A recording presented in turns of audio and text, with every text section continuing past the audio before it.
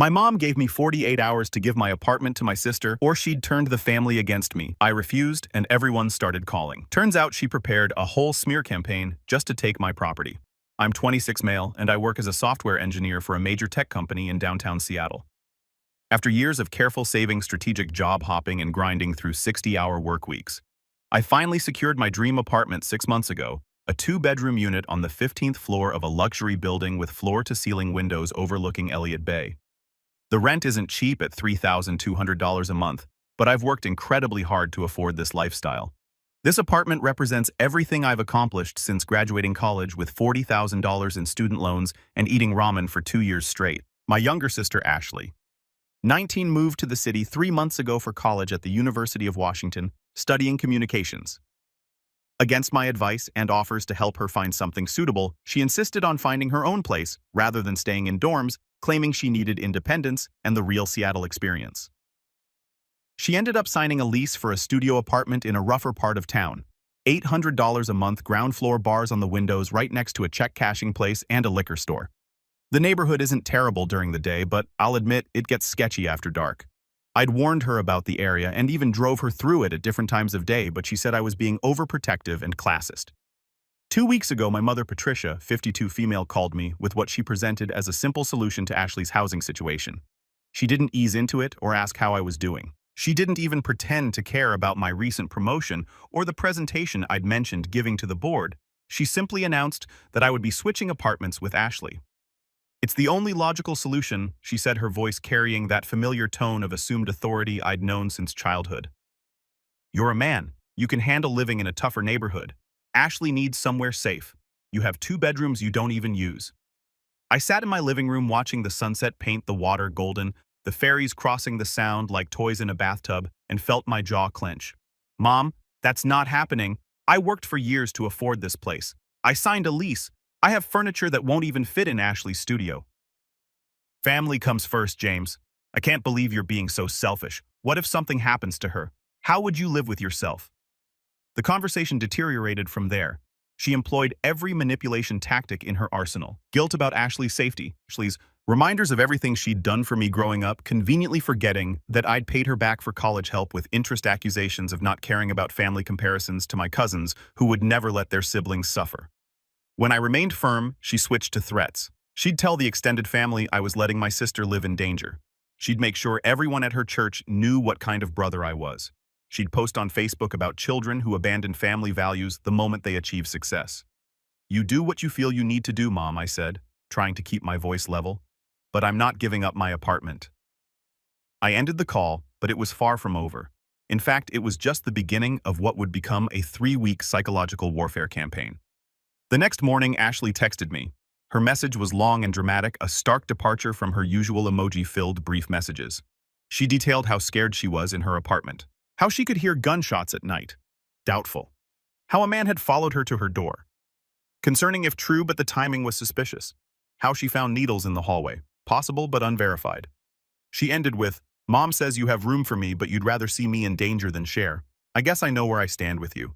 I knew immediately that our mother had orchestrated this. Ashley had been perfectly happy with her apartment in our conversations just days before. She'd even bragged about her authentic urban experience on Instagram, posting pictures of the gritty reality of city living with hashtags like Urban Explorer and Real Seattle. That evening, my phone exploded with messages. My Aunt Linda, Uncle Robert, cousins Michael and Jennifer, my mother's sister Barbara from Portland, even my grandfather Thomas, who barely knew how to text, all suddenly concerned about Ashley's living situation and disappointed in my lack of family values. The messages were remarkably similar in tone and talking points, as if someone had provided a script. "Heard about Ashley's dangerous situation. Can't believe you won't help your sister. Family should come first. Your mother is worried sick. What would your late grandmother think?" That last one particularly stung. My grandmother, Elizabeth, had passed 2 years ago, and invoking her memory was a low blow even for my mother.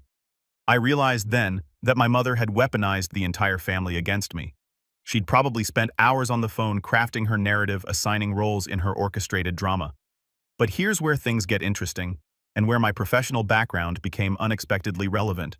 I've worked in tech long enough to understand the power of documentation, data patterns, and evidence-based decision-making. If my family wanted to play games, I was going to play to win, and I was going to use every tool at my disposal. I started recording everything. Update 1, the evidence gathering phase. I spent the next 3 days methodically documenting every interaction with the obsessive attention to detail that had made me successful in debugging complex code. I installed a call recording app legal in Washington with single-party consent. I'd verified this 3 times with different sources, screenshot every text message with full metadata preserved, saved every voicemail in multiple formats, and created a complex spreadsheet tracking the timeline of communications, noting patterns and inconsistencies. But I didn't stop there. I also did something else. I reached out to Ashley's neighbors through the building's Facebook group under the pretense of being a concerned brother wanting to verify the safety situation. I was careful with my approach, introducing myself genuinely and explaining that I wanted to understand the real situation to best help my sister. What I learned was illuminating. According to multiple residents, the building was actually quite safe. They had security cameras installed 3 months ago, a doorman until 10 p.m. Something Ashley had never mentioned. And the gunshots Ashley mentioned were likely fireworks from a nearby park where kids played basketball and celebrated birthdays. One neighbor, an older woman named Carol, who'd lived there for 15 years, even mentioned seeing Ashley laughing with friends in the courtyard just the night before. Clearly not terrified, she said Ashley often had friends over and seemed to love showing off her bohemian lifestyle to her college classmates. Another neighbor, Brian, mentioned that Ashley had thrown a party 2 weeks ago that went until 2 a.m. Hardly the behavior of someone living in fear. He wasn't complaining, just noting that she seemed very comfortable in the building. Armed with this information, I decided to test a theory. I called Ashley and recorded the conversation, making sure my recording app was functioning properly first. "Hey Ash, I've been thinking about your situation. Before we discuss any apartment changes, I want to understand exactly what's happening. Can you tell me about these safety issues? I want specific incidents, dates, times. I'm trying to build a case here." Ashley launched into a dramatic retelling. But I noticed something. She kept pausing as if checking notes. I could hear papers rustling, the distinctive sound of pages being turned. "Are you reading something?" I asked innocently. "What?" "No, I'm just looking at my homework. I'm multitasking." "Ashley, you told me yesterday you'd finished all your assignments for the week." "What homework?" A pause. "I meant next week's stuff." "Ashley, are you alone right now?" Another pause. Longer this time. "Yes, of course." That's when I heard it. Our mother's voice in the background, whispered but distinct. "Tell him about the man following you. Make it sound scarier." "Actually, Mom's there, isn't she?" I said calmly. "No, I mean she just stopped by at 9 p.m. on a Tuesday. She lives 45 minutes away. She was in the neighborhood." I hung up and immediately called my mother's cell. It rang once before going to voicemail. I called Ashley back straight to voicemail. They were coordinating, probably discussing their next move. I made notes of all of this, including timestamps and the duration of silenced phones. Over the next week, the pressure campaign intensified dramatically. My mother called my employer claiming there was a family emergency and I needed to be reached immediately. This backfired spectacularly when my manager, concerned, pulled me aside to ask if everything was okay. I had to explain the situation, which was professionally embarrassing. She showed up at my apartment building 3 times, but was turned away by the concierge. Thank God for security, worth every penny of that high rent. On the 3rd attempt, she made such a scene that the building manager had to threaten to call the police. She even contacted my ex-girlfriend Lisa on Facebook, trying to recruit her to the cause. Lisa, to her credit, immediately screenshot the messages and sent them to me with a "your mom is crazy" note. The messages to Lisa were particularly manipulative, claiming I was letting pride endanger family and asking if Lisa could talk sense into him as someone who once loved him. My mother then escalated to contacting my close friends. My college roommate Daniel received a Facebook message about how I'd changed since becoming successful and was abandoning family values. My best friend Kevin got a LinkedIn message about my concerning behavior and asking if he'd noticed any personality changes that might indicate mental health issues. Each action was documented, each voicemail saved in triplicate, each text screenshot with full headers. I was building a file that would make any legal discovery team proud. Then came the masterstroke of manipulation. My mother group texted the entire family with a photo of Ashley crying, mascara running down her face, claiming I had refused to even consider helping my sister escape a dangerous situation. The message was accompanied by a long paragraph about how success had changed James and how she never thought money would matter more to him than family. The photo was strategically cropped, but I noticed something in reflection of Ashley's sunglasses on the table. They were in my mother's living room, not Ashley's apartment. I could see the distinctive wallpaper my mother had installed last year, and even part of the family portrait from Christmas. I enhanced the image. Basic photo editing tools are wonderful and confirmed it. They'd staged the photo at my mother's house. The metadata showed it was taken 3 days before the current crisis even supposedly began. I knew it was time to deploy my nuclear option. Update 2: the counterstrike. I spent an entire Saturday creating what I called the family manipulation files. It was a comprehensive Google Drive folder with military-grade organization containing 43 recorded phone calls showing clear manipulation tactics with transcripts highlighting key moments. Screenshots of coordinated text messages with identical phrasing suggesting a scripted campaign. A timeline showing messages from different family members arriving within minutes of each other, and the Facebook messages to my ex-girlfriend and friends demonstrating the reach of the manipulation. Recordings of Ashley admitting she felt safe before our mother got involved. Signed statements from Ashley's neighbors about the building's safety. Carol and Brian were particularly helpful. The photo evidence showing the crying photo was staged at my mother's house with technical analysis. A timeline showing how the narrative evolved from apartment swap to life-threatening danger over 72 hours. Audio of my mother coaching Ashley on what to say during our calls. The building's crime statistics showing it was actually safer than the Seattle average. Screenshots of Ashley's social media showing her happy and comfortable in her apartment.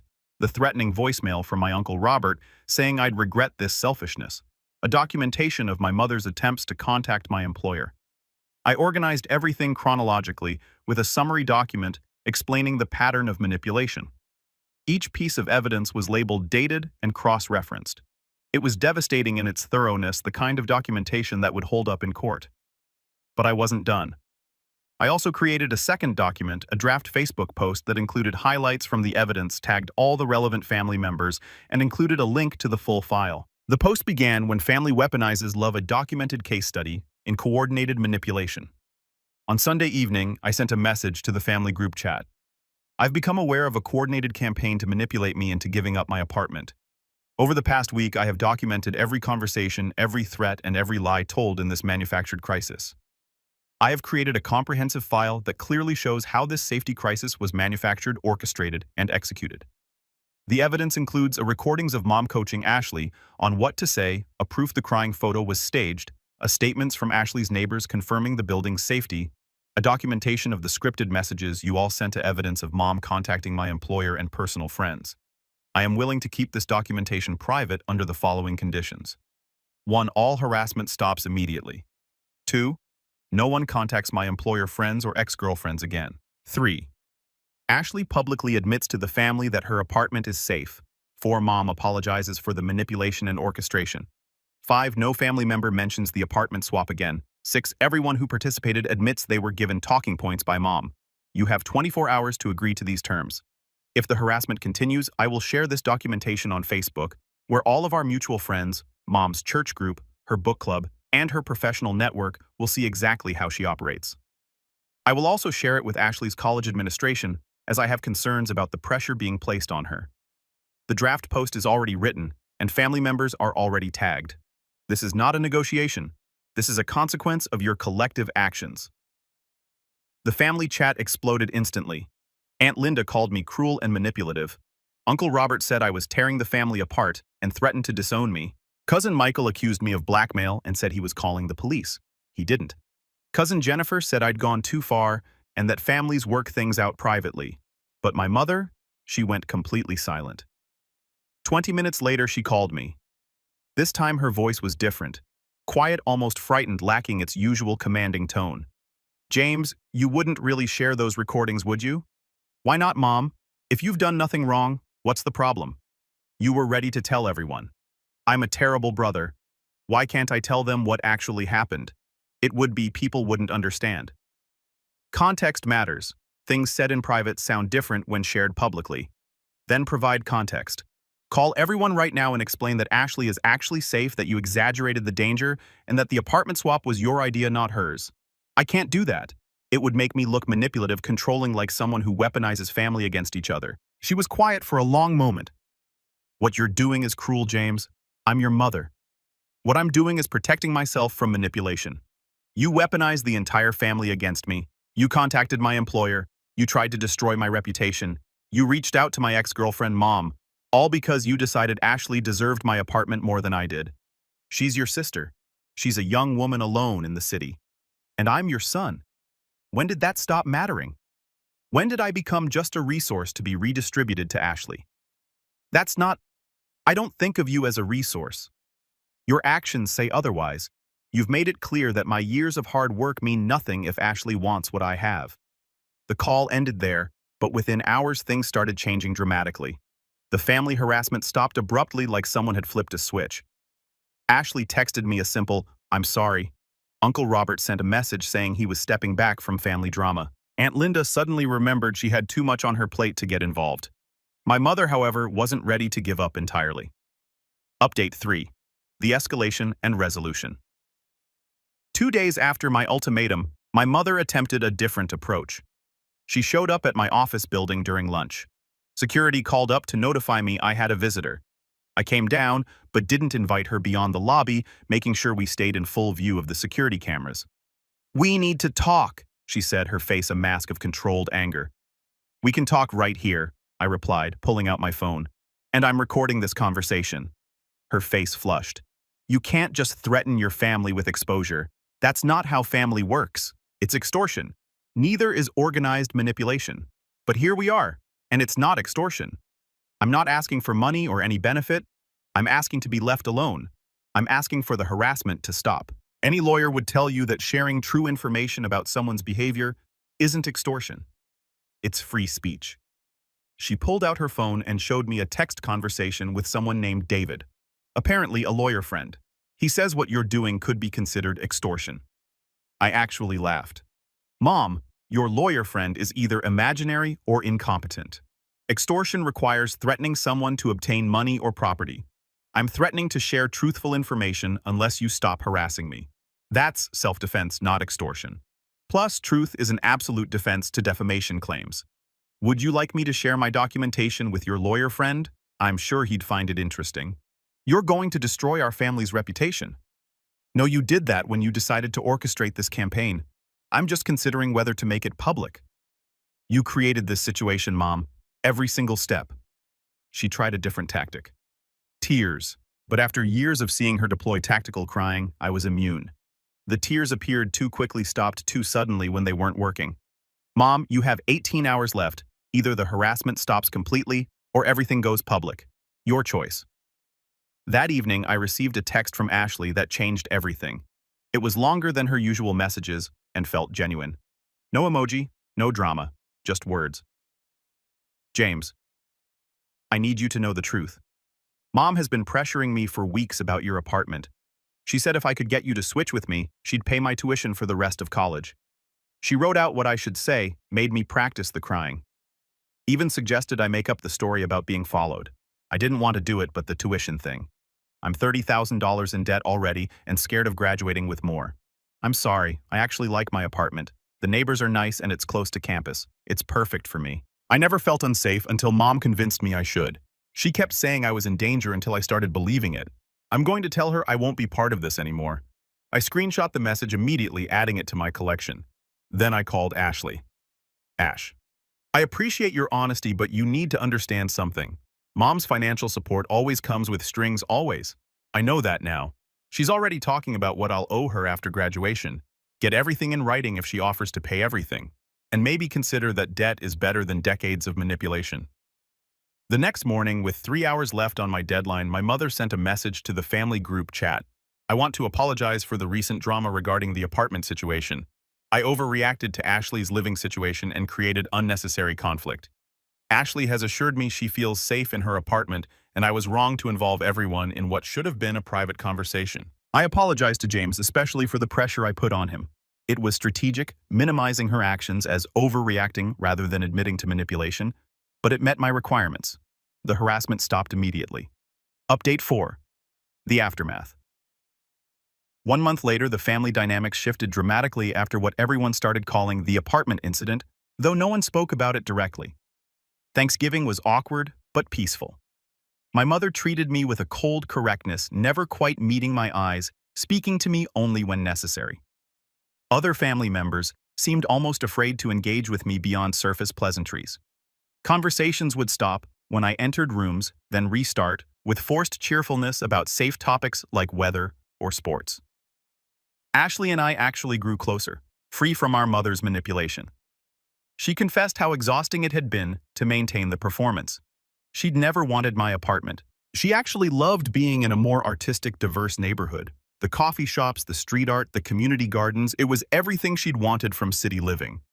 We started having coffee once a week, building an authentic relationship without our mother's interference. I actually feel safer in my neighborhood than I would in yours, she admitted one afternoon. Your building is so isolated, so corporate. My neighbors look out for each other. The most interesting development came from an unexpected source. My Aunt Linda called me privately. James, I owe you an apology.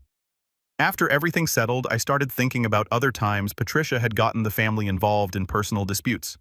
There's a pattern I hadn't seen before. She went on to describe 3 other incidents over the years where my mother had weaponized family opinion to get her way. When cousin Stephanie wouldn't let mom plan her entire wedding suddenly, the family was concerned about Stephanie's mental state and control issues. When my uncle Christopher wouldn't lend mom money for her kitchen renovation, the family heard about his selfishness and forgetting where he came from. Each time the target had eventually capitulated under the pressure. You're the first one who fought back effectively, Linda said. I think it shocked her. She's used to controlling the narrative. Your documentation thing was genius. She can't spin it when you have recordings. I learned something valuable from that conversation. My mother's behavior wasn't new. I had just been the first to document it comprehensively and threaten real consequences. Update 5. 3 months later, the new normal. As I write this final update, it's been 3 months since the confrontation. The changes in my family dynamics have solidified into a new normal that's actually healthier than before. Though it took time to get here, Ashley found a better apartment on her own. Still affordable, but in a nicer area with 2 roommates from her college program. She signed the lease without telling our mother until after it was done. When mom started to object, Ashley simply said, I don't want another apartment incident, and the conversation ended there. The new place is actually in a converted artist loft, and Ashley loves the exposed brick and large windows. She's even started a small herb garden on the fire escape. My relationship with my mother has evolved into something I call documented détente. She's unfailingly polite, but careful. Every interaction feels like she's aware of being potentially recorded. She's right. I still document everything. She no longer attempts manipulation, at least not with me. When she starts to fall into old patterns, I simply take out my phone and place it on the table. She stops immediately. The extended family treats me differently too. There's a weariness, but also a respect. Cousin Michael recently told me at a family barbecue, we all know not to mess with you now. You came prepared to that fight in a way Patricia never expected. It's actually kind of badass. Even Uncle Robert, who'd been the most aggressive in his messages, pulled me aside at that same gathering. Look, James, I didn't know Patricia had orchestrated all that. She made it sound like Ashley was in real danger. I should have asked more questions. The most satisfying moment came last week. My mother called to ask if I could help with a technical issue on her computer. The conversation was normal, even pleasant. We discussed the weather, her garden, my recent promotion. At the end, she said something that stunned me. James, I want you to know I've been seeing a therapist. The apartment situation made me realize some things about how I handle family relationships. I'm working on it. I didn't know how to respond initially, so I took a breath and simply said, That's good, Mom. I hope it helps. The therapist asked about the recordings. She said it was a wake-up call I needed. I've been controlling my children's lives for too long. What else has she said? That I use the family as a weapon. That I create crises to maintain control. That I see my children as extensions of myself rather than individuals. She paused. She's right. That's a big realization, Mom. Would you delete those files, the recordings and screenshots? It's hard knowing they exist. I thought about it for a moment. No, Mom. They're insurance. But I promise they'll never see daylight as long as the manipulation doesn't return. She sighed. I suppose that's fair. The therapist said you had every right to protect yourself. I'm glad you're getting help, Mom. Really, and I meant it. The threat of exposure had accomplished what years of arguments never could. It had forced my mother to confront her behavior and seek professional help. Final reflection. Looking back, I realized this was never really about the apartment. It was about power control, and the toxic assumption that family can treat you however they want without consequences. My mother had spent decades perfecting her manipulation tactics, rallying flying monkeys to pressure her targets into submission. She'd created an entire family culture where her word was law and disagreement was betrayal. What she didn't account for was that her software engineer son would approach the situation like debugging bad code, methodically documenting each error, creating reproducible test cases, and implementing a permanent fix. The same skills that made me successful in tech became my tools for combating familial manipulation. The recordings and screenshots weren't just evidence. They were a mirror forcing my family to see their behavior clearly for the first time. The threat of public exposure wasn't cruel. It was the only accountability they'd ever faced. For the first time, there would be consequences for their actions that my mother couldn't control or spin. I still have the files backed up in 3 different cloud services and on 2 physical drives. Every few weeks I review them partly to remind myself I wasn't imagining things, partly as a warning to stay vigilant. The manipulation may have stopped, but the capacity for it remains. My mother's therapy is promising, but decades of behavior don't change overnight. Ashley and I have developed a close relationship built on honesty rather than manipulation. We have a running joke now. Whenever our mother starts to display old behaviors, one of us will casually mention documentation in conversation. It's become our safe word, our subtle reminder that we're watching, we're recording, and we won't be victims again. Last week, Ashley told me something that made everything worth it. "You taught me that I don't have to accept being manipulated just because it's family doing it. That's a lesson I'll carry forever." The apartment swap demand was the best thing that could have happened to our family. Not because it succeeded, but because its failure exposed the dysfunction we'd all been ignoring. Sometimes the only way to stop a bully is to show them you've been keeping receipts. My name is James. I'm 26 years old, and I successfully defended my home against a coordinated family manipulation campaign by threatening to expose their tactics to the world. I regret nothing except not starting the documentation sooner. If I'd known earlier what I know now, I could have saved myself years of subtle manipulation and guilt trips. To anyone facing similar family manipulation, document everything. Set boundaries. Be prepared to enforce consequences. And remember, family doesn't mean accepting abuse. Sometimes the most loving thing you can do is show them their behavior has consequences. Real love doesn't require manipulation. Real family doesn't require coordinated attacks. The view from my apartment is still spectacular. Every morning I drink my coffee while watching the sunrise over the water. And I think about how differently this could have ended if I'd given in. And it will remain mine. Not because I'm selfish, but because I've earned it.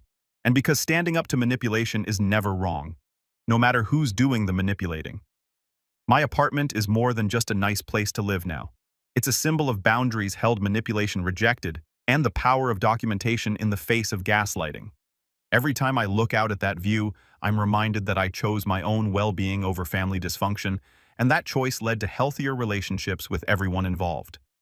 The family will gather for Christmas next month. There will be careful conversations and documented interactions. My mother will be polite and distant. Ashley and I will exchange knowing looks. The rest of the family will treat me with cautious respect. And somewhere in multiple secure locations, the files will wait. Never needed, I hope, but ready if the old patterns return. Because now they know I keep receipts. And I'm not afraid to use them. If you're dealing with family manipulation, remember documentation is protection. Boundaries are healthy. And sometimes the threat of accountability is the only thing that creates change. You're not obligated to suffer because someone shares your DNA.